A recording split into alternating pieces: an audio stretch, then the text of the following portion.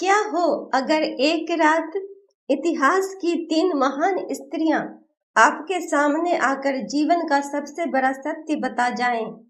आज की कहानी सिर्फ कहानी नहीं, आत्म जागरण की यात्रा है। रात गहरी थी। एक युवती अपने जीवन के संघर्षों से टूटकर मंदिर की सीढ़ियों पर बैठी रो रही थी। उसका प्रश्न था, क्या स्त्री का धर्म सिर्फ सहना है? अचानक दीपक की लौ तेज हुई। मंदिर में जैसे दिव्य प्रकाश फैल गया। उसके सामने 3 दिव्य स्वरूप प्रकट हुए। पहली स्वर ने कहा, मैं द्रौपदी हूँ। मैंने अन्याय पर प्रश्न उठाया। चुप रहना धर्म नहीं होता। द्रौपदी हमें सिखाती है, अन्याय के सामने आवाज उठाना विद्रोह नहीं, धर्म है। फिर दूसरी मुस्कुराई, मैं सीता हूँ। मैंने मर्यादा निभाई पर अपनी गरिमा कभी नहीं छोड़ी।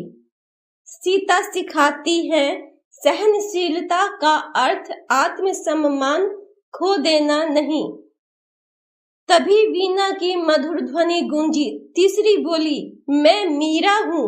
मैंने दुनिया छोड़ी पर सत्य नहीं छोड़ा।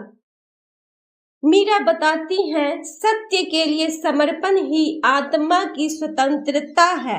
युवती ने पूछा, तो नारी की शक्ति क्या है? द्रौपदी बोली, अन्याय के सामने आवाज।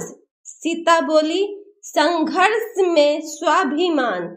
मीरा बोली, और सत्य के लिए समर्पण। तभी तीनों एक स्वर में बोली, नारी केवल संबंध निभाने नहीं, धर्म जागृत करने जन्म लेती है। कुछ क्षण मौन रहा। फिर युवती की आंखें खुली। सुबह हो चुकी थी। मंदिर वही था पर वह बदल चुकी थी।